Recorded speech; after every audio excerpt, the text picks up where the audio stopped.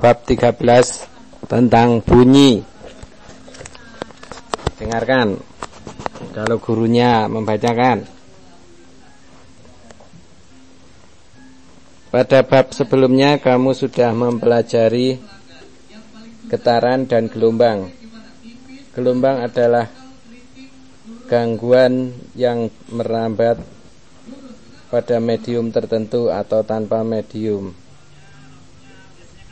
Gelombang yang merambat pada frekuensi tertentu akan menggetarkan gendang telingamu, lalu memberikan informasi ke otak sebagai suara atau bunyi tertentu. Gelombang bunyi termasuk ke dalam gelombang longitudinal karena perambatannya membentuk pola rapatan dan renggangan. Gelombang bunyi membutuhkan medium dalam perambatannya. Pada bab ini, kamu akan mempelajari pengertian bunyi dan hal-hal yang berkaitan dengan bunyi. Bunyi yang teratur menghasilkan nada yang enak didengar, sedangkan bunyi yang tidak teratur menghasilkan suara yang bising. Diagram alurnya, bunyi terdiri dari parameter, yaitu frekuensi gelombang bunyi dan cepat rambat bunyi. Merambat melalui ada zat perantara, yaitu zat cair, zat padat, gas. Gejala yang diamati ada resonansi, ada pemantulan gelombang.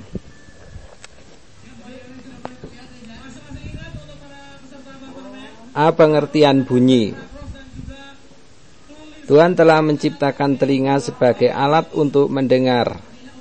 Setiap saat kamu bisa mendengar bunyi orang berbicara, suara nyanyian, suara musik, suara binatang, suara lonceng, dan sebagainya. Oleh karena itu,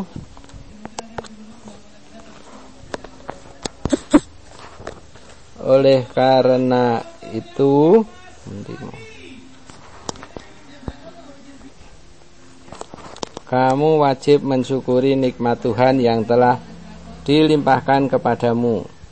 Dapatkah kamu membayangkan jika kamu tidak memiliki alat pendengaran? Salah satu cara mensyukuri adalah dengan mempelajari gejala alam, khususnya tentang bunyi. Apakah yang disebut dengan bunyi? Bagaimana bunyi merambat? Untuk menjawab pertanyaan tersebut, kita lakukan kegiatan berikut ini, yaitu mengamati getaran sebagai sumber bunyi, alat dan bahan, gitar dan gendang. Cara kerja: siapkan alat dan bahan, petiklah gitar dan sentuhlah senarnya perlahan-lahan pada saat mengeluarkan bunyi. Letakkan sobekan kertas pada gendang, lalu pukullah gendang tersebut. Peganglah tenggorokanmu pada saat berbicara.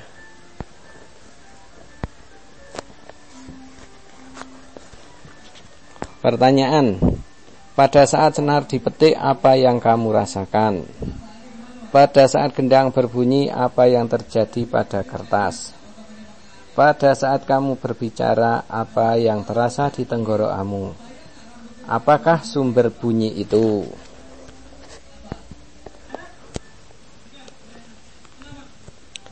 Berdasarkan kegiatan di atas, pada saat memetik gitar, memukul gendang, dan memegang tenggorokan, ketika kamu bicara, kamu merasakan ada getaran. Akan tetapi jika benda-benda itu sudah tidak bergetar, bunyi pun akan hilang. Jadi dapat disimpulkan bahwa sumber bunyi adalah getaran. Kamu sudah mengetahui bahwa bunyi merupakan gelombang. Bunyi merambat ke segala arah melalui udara sekitarnya. Kamu dapat mendengarkan suara lonceng pada jarak tertentu karena lonceng menggetarkan udara di sekitarnya, sehingga udara pun ikut bergetar. Perambatan getaran membentuk pola rapatan dan renggangan.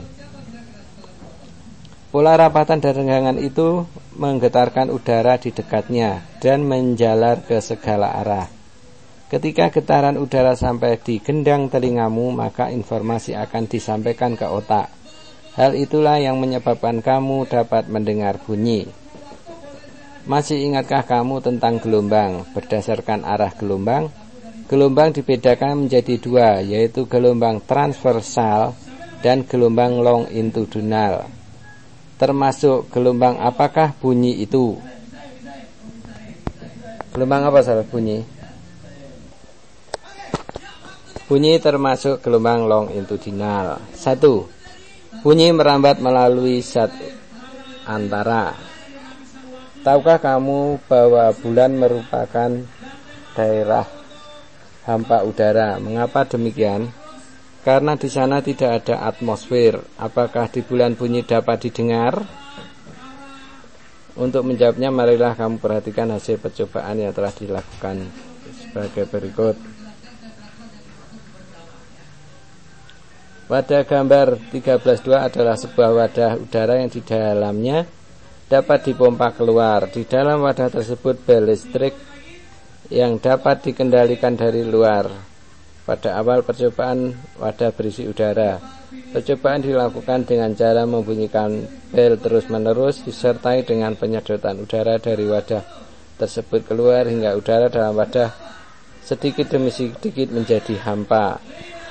Hasil percobaan menunjukkan bahwa bunyi bel semakin lama semakin lemah, seiring dengan semakin sedikitnya udara di dalam wadah.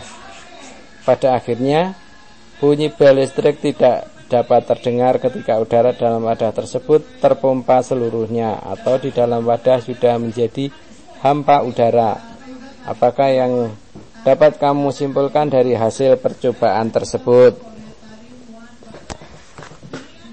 Kegiatan tersebut membuktikan bahwa gelombang bunyi hanya dapat merambat jika ada udara. Selain dapat merambat dalam udara, zat gas, gelombang bunyi dapat merambat melalui zat padat dan cair. Jadi dapat disimpulkan bahwa gelombang bunyi merambat melalui zat antara atau medium. Yang kedua, cepat rambat bunyi. Jika kamu memukul batu di dalam air, kamu akan mendengar suara pukulan tersebut. Demikian juga jika ikan berenang di dalam kolam dan yang jernih, kamu tentu akan beranggapan ikan-ikan tersebut tidak bersuara. Akan tetapi, jika kamu menyelam di dalam air, kamu akan mendengar suara kibasan ekor dan sirip ikan tersebut. Hal ini membuktikan bahwa bunyi dapat merambat di dalam zat cair. Dengan bantuan alat seismograf, para ahli gempa dapat mendeteksi getaran gempa bumi. Getaran lebih kuat jika jaraknya lebih dekat pada sumber getar. Dari contoh-contoh tersebut, kamu dapat menyimpulkan bahwa bunyi yang terdengar berpantul pada jarak antara sumber bunyi dan pendengar. Jarak yang ditempuh bunyi tiap satuan waktu disebut cepat rambat. Didengarkan. Jarak yang ditempuh bunyi tiap satuan waktu disebut cepat rambat. Secara sistematik hal itu dituliskan V sama dengan S per T. V sama dengan cepat rambat gelombang bunyi meter per sekon. S jarak yang ditempuh meter, T waktu tempuh. Oleh karena bunyi merupakan suatu bentuk gelombang, maka dapat ditulis yaitu V sama dengan lambda dibagi T periode bunyi, atau sama dengan F kali lambda frekuensi kali lambda. Dengan menggunakan persamaan di atas dan persamaan yang kedua, kamu dapat menghitung cepat rambat bunyi pada suatu tempat atau menentukan jarak suatu peristiwa jika cepat rambat bunyi diketahui. Apa buktinya bahwa bunyi itu merambatnya punya kecepatan? Apa buktinya di dalam kehidupan sehari-hari? Salah satunya kalau mercon, begitu kembang api meletus, yang terlihat adalah cahayanya. Setelah sekian saat baru suaranya. Sebetulnya peristiwa meletus tadi dan udara itu bareng, tetapi karena kecepatan rambat cahaya dan kecepatan rambat suara berbeda, jadi akhirnya terbunyi ketinggalan. Terus berikutnya orang menebang pohon, dari jauh terlihat motong, suaranya ketinggalan. Jadi goloknya sudah mengenai kayu, belum terdengar suara.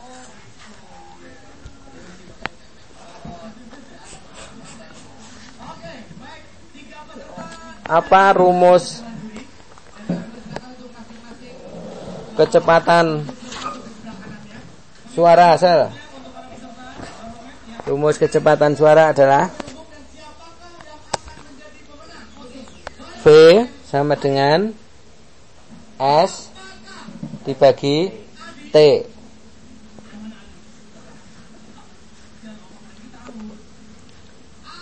Setelah terjadi kilat, 10 detik kemudian terdengar suaranya.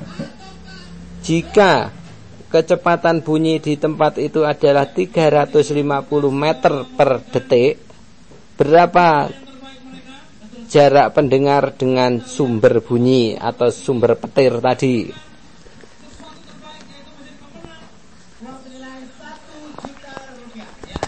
Pernahkah kamu mendengar bunyi rel kereta api pada saat kereta api mau lewat? Jika pernah, kalian harus berhati-hati. Ketika kereta api akan tiba, terdengar suara gemuruh dari kereta, walaupun keretanya belum terlihat. Ketika kereta yang belum kelihatan juga dapat kamu dengar melalui rel kereta api. Hal ini membuktikan bahwa cepat rambat bunyi di udara berbeda dengan cepat rambat bunyi pada rel kereta api atau zat padat.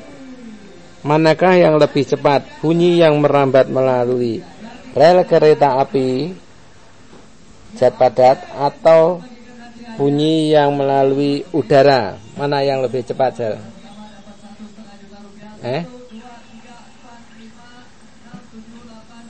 Suatu eksperimen yang telah dilakukan oleh para ahli membuktikan bahwa sebuah bunyi nyaring membutuhkan waktu 5 detik untuk sampai ke telinga kamu melalui udara.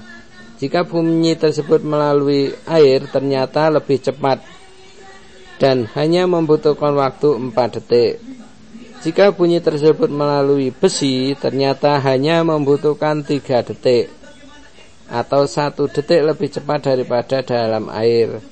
Hal ini membuktikan bahwa di dalam medium yang berbeda, cepat rambat bunyi akan berbeda. Demikian rambat gelombang bunyi pada beberapa medium disajikan dalam tabel. Ini ada di udara 343 meter per detik,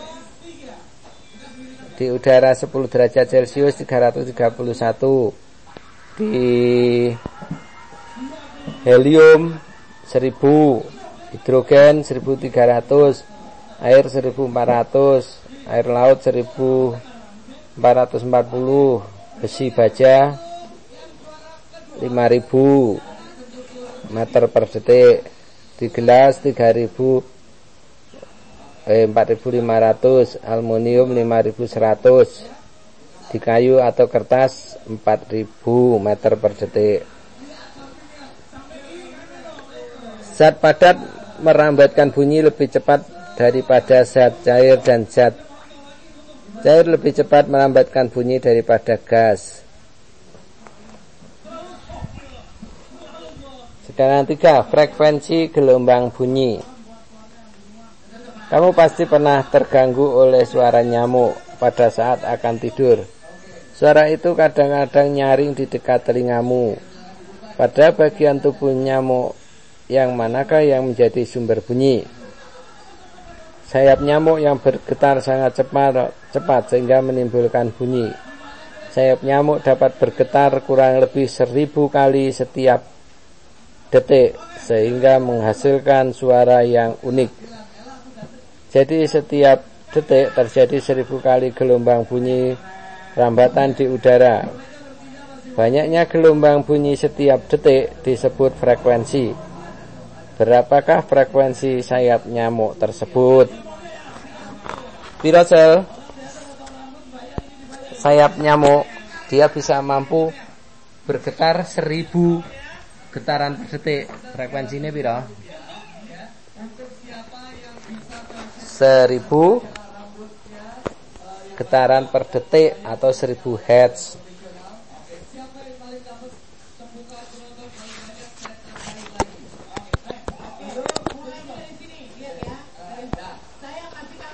Percobaan mengetahui hubungan antara frekuensi dan nyaringnya bunyi. Alatnya 2 buah garpu tala. Cara kerja, sediakan 2 buah garpu tala yang frekuensinya berbeda. Pukullah ujung garpu tala, lalu tekan gagangnya dan pada mejamu. Dengarkan bunyi yang dihasilkan. Pukullah ujung garpu tala yang lain sehingga pada langkah sebelumnya, lalu dengarkan bunyi yang terjadi. Semakin besar frekuensi gelombang bunyi, berarti semakin banyak pola rapatan dan renggangan, sehingga bunyinya akan terdengar semakin nyaring, nadanya lebih tinggi. Pada gambar 13 menunjukkan pola rapatan dan renggangan pada 2 frekuensi yang berbeda. Ini lihatan gambar nih. Yang frekuensinya tinggi yang mana?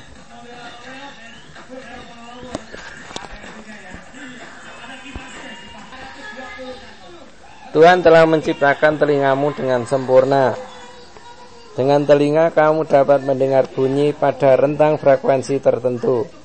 Jika kamu bayangkan, jika kamu dapat mendengar bunyi pada seluruh rentang frekuensi, tentunya hidupmu akan terasa terganggu dan tidak nyaman.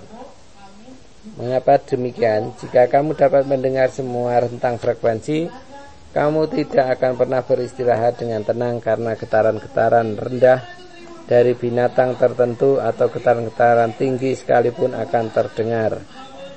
Berdasarkan hasil penelitian pendengaran, telinga manusia normal berada pada frekuensi 200 Hz sampai 20.000 Hz. Daerah ini disebut dengan daerah audiosonik.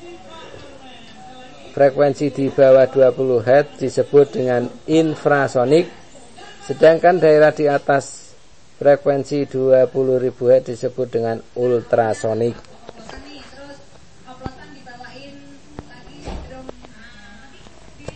Daerah infrasonik tidak dapat didengar oleh manusia, tetapi hanya binatang-binatang tertentu saja yang dapat mendengarnya.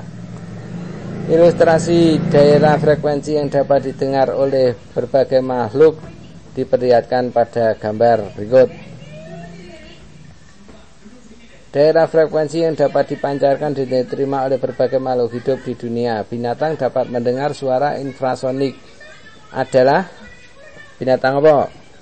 Yang infrasonik, infra ini rendah apa? Anjing. Makanya anjing nelek turu enek wong mlaku ae krungu. Sedangkan binatang yang dapat mendengar suara ultrasonik antara lain lumba-lumba, burung robin, anjing, kucing, dan kelelawar. Manusia hanya mampu memancarkan gelombang bunyi dalam daerah yang sempit, yaitu 85 Hz sampai 1100 Hz. Beberapa binatang tertentu dapat memancarkan gelombang bunyi dengan frekuensi yang tinggi, ultrasonik.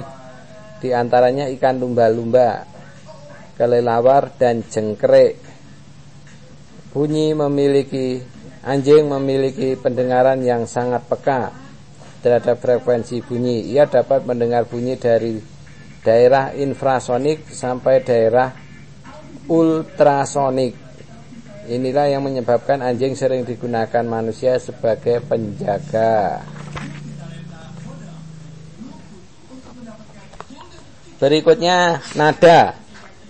Apa menurutmu nada? Kamu pasti menyukai musik. Kamu sudah mengetahui bahwa frekuensi adalah banyaknya gelombang bunyi dalam satu detik. Banyaknya gelombang setiap satu detik ada yang teratur dan ada yang tidak teratur. Bunyi alat musik adalah salah satu contoh dari bunyi yang frekuensinya teratur. Bunyi kendaraan di jalan frekuensinya tidak teratur sehingga tidak enak untuk didengar. Gelombang bunyi yang frekuensinya teratur disebut nada. Sedangkan gelombang bunyi yang frekuensinya tidak teratur disebut desah.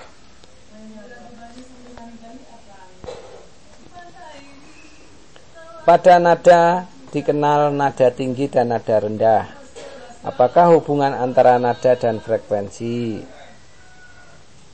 Ketika garpu tala dipukul terdengar bunyi yang tetap dan teratur. Itulah yang disebut nada. Nada dihasilkan oleh garpu tala yang frekuensinya berbeda akan berbeda pula. Jadi nada adalah bunyi yang tetap dan teratur yang dikeluarkan garpu tala.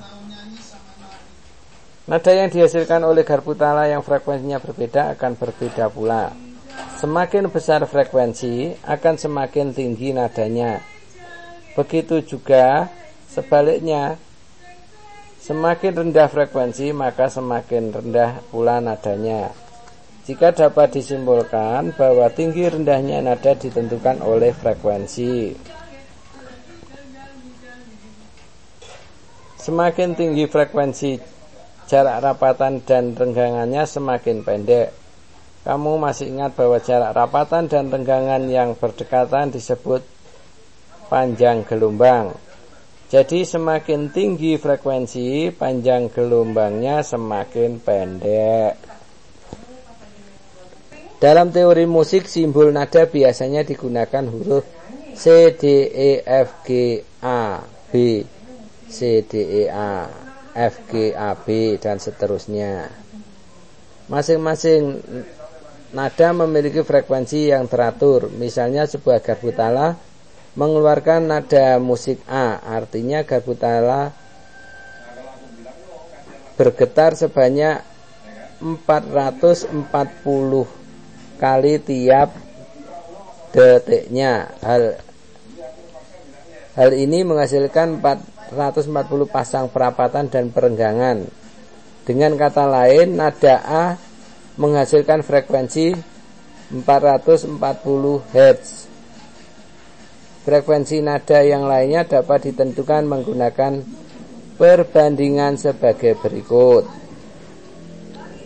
C24, D27, E30, F32, G36, A40, B45, C48. Mengacu pada deretan nada dan frekuensi dan perbandingan frekuensi, maka nada-nada yang dapat diketahui frekuensinya dapat dibandingkan dengan nada yang sudah diketahui frekuensinya. Misalnya frekuensi nada C berbanding dengan frekuensi nada E adalah FC dibanding FE 24 banding 30. Berikutnya, frekuensi nada senar. Jika kamu sedang memetik gitar, jari tanganmu tidak pernah diam untuk mendapatkan suatu nada yang diharapkan. Kamu sudah mengetahui bahwa setiap kunci nada memiliki frekuensi yang berbeda-beda. Jadi perpindahan jari tanganmu adalah untuk mendapatkan frekuensi yang diharapkan. Misalnya salah satu senar dipetik tanpa ditekan, mendapatkan nada A yang berfrekuensi 440 Hz. Jika senar ditekan pada jarak 8 cm dari ujung papan pegangan, berarti kamu sudah mengurangi panjang tali dan bagian massa tali yang bergetar. Akibatnya frekuensi akan naik.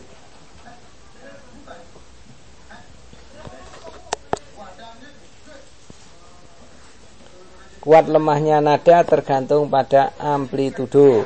Apa itu amplitudo? Amplitudo apa?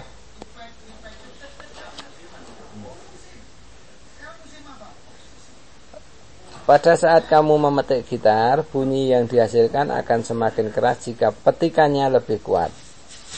Semakin bunyi senar menjadi lemah jika kamu memetiknya dengan lembut. Hal ini menunjukkan bahwa ada sesuatu yang mempengaruhi lemah kuatnya nada. Kamu mempelajari hal berikut. Jika kamu memukul garpu tala dengan lemah, simpangan maksimum getaran hanya sedikit, sehingga bunyinya lemah. Jika kamu memukul dengan kuat, simpangan maksimum getarannya juga besar dan bunyi pun terdengar lebih keras. Kamu dapat mengetahui bahwa simpangan maksimum ini disebut amplitudo. Jadi kuat lemahnya bunyi ditentukan oleh amplitudo. Berikutnya, yang ketiga adalah desah. Suara ombak di pinggir pantai memiliki frekuensi tidak teratur. Gelombang bunyi yang frekuensinya tidak teratur disebut desah. Contoh lain dari desah adalah bunyi angin, bunyi kendaraan bermotor, dan bunyi suara mesin. Ada enggak bunyi desah yang lain, Sel? Suarane wong ngorok.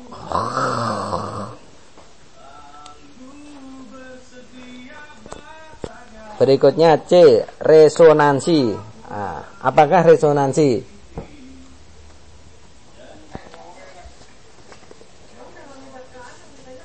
Ketika kamu bermain ayunan yang didorong atau ditarik secara teratur dapat berayun semakin lama semakin kecil.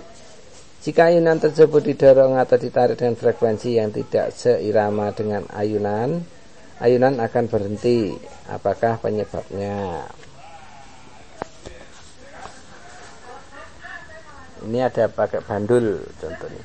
Jika bandul kamu ayunkan, bandul akan bergetar dengan frekuensi alamiah.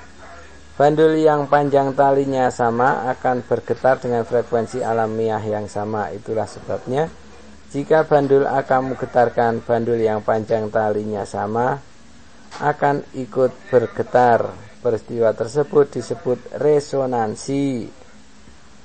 Resonansi adalah peristiwa ikut bergetarnya suatu benda karena getaran benda lain. Syarat terjadinya resonansi adalah frekuensi yang sama dengan sumber getarnya. Apakah pada gelombang bunyi juga terjadi resonansi?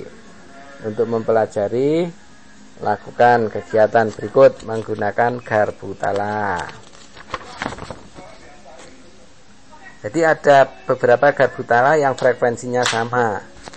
Ketika satu garpu tala dipukul, yang lainnya ikut bergetar. Atau ini coba pakai gitar.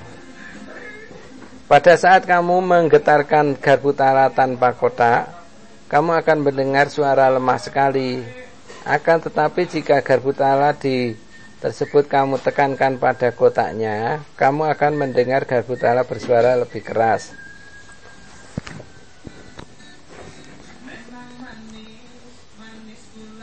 Hal ini membuktikan bahwa getaran garpu tala akan lebih keras jika udara di dalam kotak ikut bergetar. Pantulan yang terjadi di dalam kotak akan memperbesar suara garpu tala. Prinsip resonansi dijadikan dasar mengapa alat musik selalu dilengkapi dengan kotak. Mengapa gitar kok ada kotaknya? Apa? Supaya udara di dalam kotak tadi ikut beresonansi. Resonansi dapat terjadi pada beberapa garpu tala yang frekuensinya sama. Jika salah satunya digetarkan, resonansi terjadi pada garpu tala yang kedua.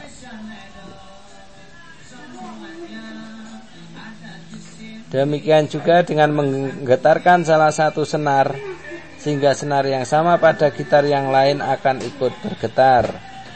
Resonansi pada senar gitar diperlihatkan. Gambar berikut. Jadi apa resonansi itu? Ikut bergetarnya benda karena pada frekuensi yang sama.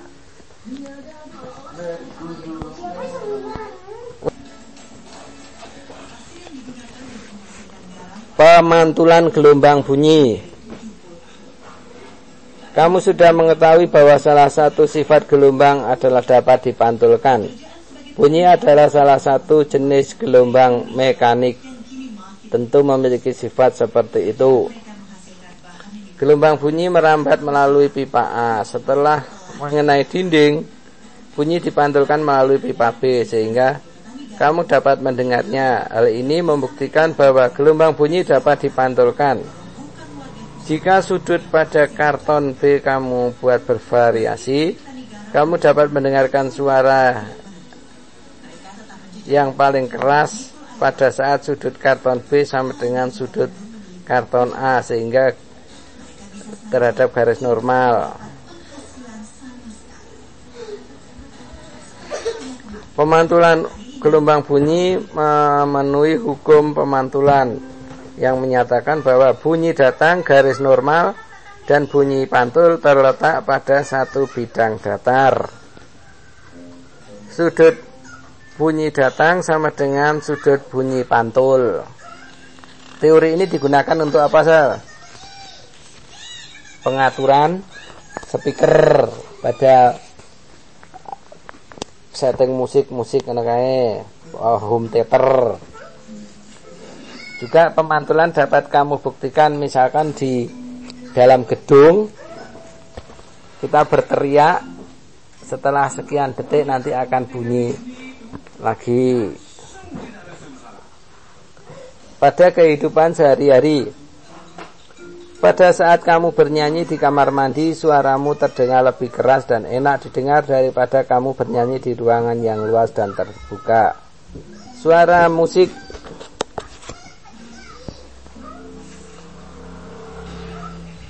di ruangan tertutup terdengar lebih keras daripada suara musik di ruangan terbuka. Mengapa demikian? Mengapa demikian? Musik di ruangan tertutup kok lebih keras? Pada ruangan kecil, bunyi yang datang pada dinding dengan bunyi yang dipantulkan sampai ke telinga kita hampir bersamaan, sehingga bunyi pantul akan memperkuat bunyi aslinya yang menyebabkan suaramu terdengar lebih keras. Sifat pemantulan bunyi sangat penting bagi beberapa hewan seperti kelelawar. Kelelawar dapat memancarkan gelombang bunyi sehingga dengan memanfaatkan peristiwa pemantulan bunyi, kelelawar dapat menghindari dinding penghalang ketika terbang di malam hari. Selain itu, kelelawar juga mengetahui mangsa yang akan disantapnya. Pemantulan gelombang bunyi dapat juga digunakan oleh manusia untuk mengatur panjang gua dan kedalaman lautan atau danau dengan cara mengirimkan bunyi datang dan mengukur waktu perjalanan bunyi datang dan bunyi pantul. Panjang suatu gua atau kedalaman suatu tempat di bawah permukaan air dapat ditentukan. Bunyi pantul yang diterima telah menempuh 2 kali perjalanan, yaitu dari sumber bunyi ke pemantul dan dari pemantul ke penerima atau pendengar. Waktu yang dibutuhkan untuk sampai ke pemantul adalah setengah T. Paham maksudnya ini, Sal? Jadi mengukur laut dipancarkan terus sampai terdengar lagi 2 detik. Berarti perjalanan ke bawah 1 detik, ke atas 1 detik, ya toh. Terus kecepatannya di laut misalnya 1000. Oh, berarti jaraknya 1000 meter.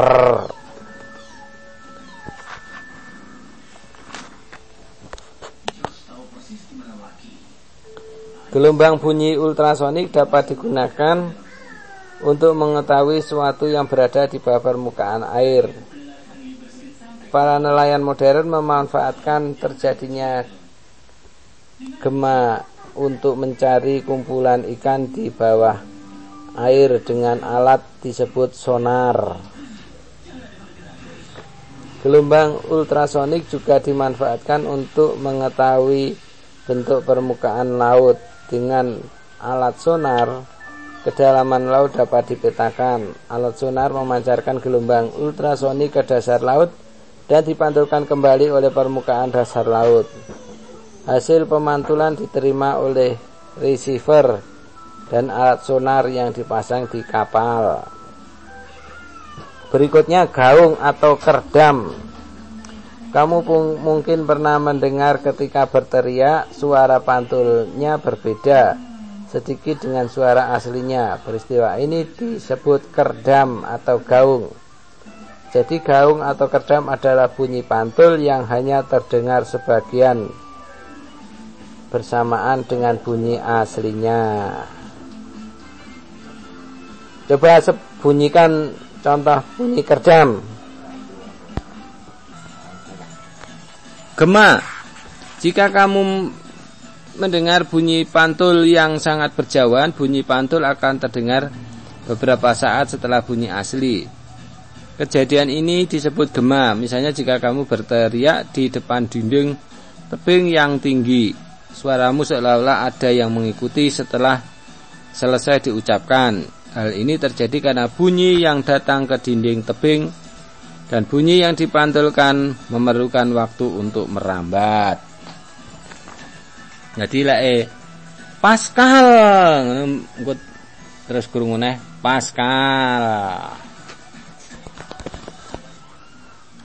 Rangkuman. Sumber bunyi adalah getaran.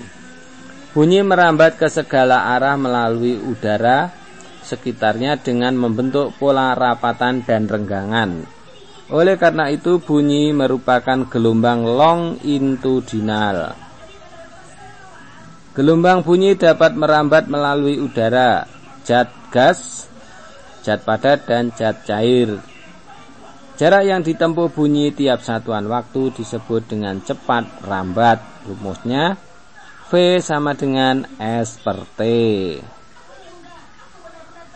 Zat padat merambatkan bunyi lebih cepat daripada zat cair dan zat cair lebih cepat merambatkan bunyi daripada gas. Banyaknya gelombang bunyi setiap sekon, setiap detik disebut frekuensi.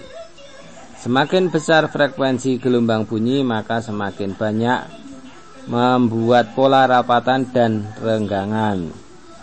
Frekuensi 20 Hz sampai 20.000 Hz disebut daerah audiosonik.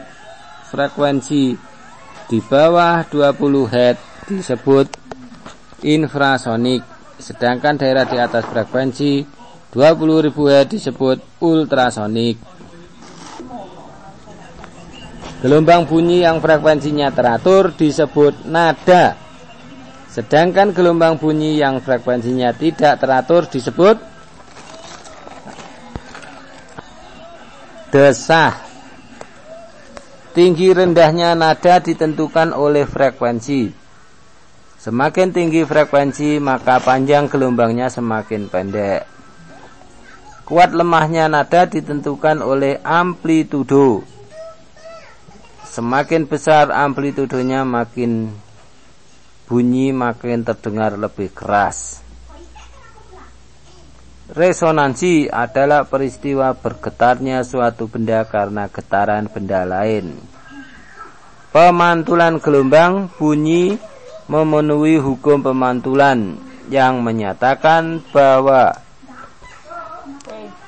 bunyi datang garis normal dan bunyi pantul terletak pada satu bidang datar. Sudut bunyi datang sama dengan sudut bunyi pantul. Jarak yang ditempuh oleh bunyi yang dipantulkan memenuhi persamaan S sama dengan VT per 2. Gaung atau kerdam adalah bunyi pantul yang hanya terdengar sebagian bersamaan dengan bunyi asli. Gema adalah bunyi pantul yang terdengar beberapa saat setelah bunyi asli.